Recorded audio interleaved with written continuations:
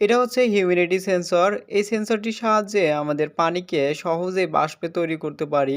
এই সেন্সরটি বহুল ব্যবহৃত হচ্ছে, যার জন্য আমি আপনাদেরকে একটু দেখিয়ে দেব যে এই সেন্সরটি কিভাবে কাজ করে এবং কিভাবে ব্যবহার করতে হয়। এই সেন্সরটি সেটআপ করার জন্য আমাদের পিছন সাইডে দেখুন কিছু ডিরেকশন দিয়ে দিয়েছে।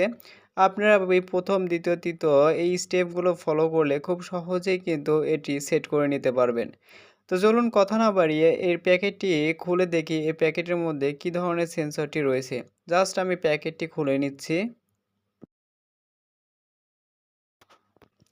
প্যাকেটটি খুলতেই দেখতে পাচ্ছি ভিতরে একটি ফর্ম জাতীয় একটি স্টিক দিয়েছে। এটি মূলত পানির মধ্যে থাকবে এবং প্যাকেটের মধ্যে আমরা যদি দেখি তাহলে একটি সার্কিট এবং এই সার্কিটের সাথে একটি সেন্সর ও ২ টুকরো প্লাস্টিক। অর্থাৎ আমাদের এই যে পাইপটি আছে এই পাইপের সাথে আমাদের এই সেন্সরটি সেটআপ করতে হবে। আমাদের হিউমিডিটি সেন্সরের যে কানেক্টরটি আছে সেটি আমাদের সার্কিটের যে ফিমেল কানেক্টরটি আছে এটির মাধ্যমে পরিয়ে দেব এভাবে। পরিয়ে দেওয়ার পরে আমাদের জাস্ট এখানে পাওয়ার যদি দিই ইউএসবি অর্থাৎ মোবাইল চার্জারের ইউএসবি পোর্ট দিয়ে পাওয়ার দিলে আমাদের এই সার্কিটটি সম্পূর্ণ পাওয়ার পাবে। এখন দেখুন আমাদের এখানে দুটি প্লাস্টিক দেওয়া হয়েছে। এই প্লাস্টিকের এক পাশে দেখবেন যে একটু গ্যাপ আছে। এই গ্যাপ দিয়ে মূলত তার বের করতে হবে এবং আমাদের এই সেন্সরটি ঠিক এর মাঝে যে একটি ঘাত আছে এই ঘাতের মধ্যে পরিয়ে দিতে হবে। আমি যেভাবে করছি আপনারাও সেমভাবে করবেন, তাহলে খুব সহজেই এটি সেট করতে পারবেন।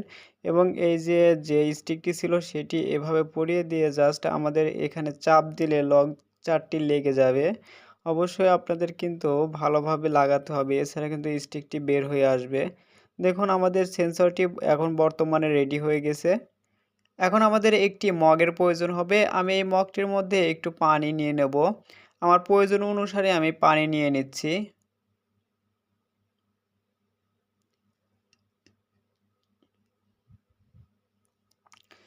এখন এই সেন্সরটির যে স্টিকটি ছিল সেটি সম্পূর্ণ পানির মধ্যে নামিয়ে দেব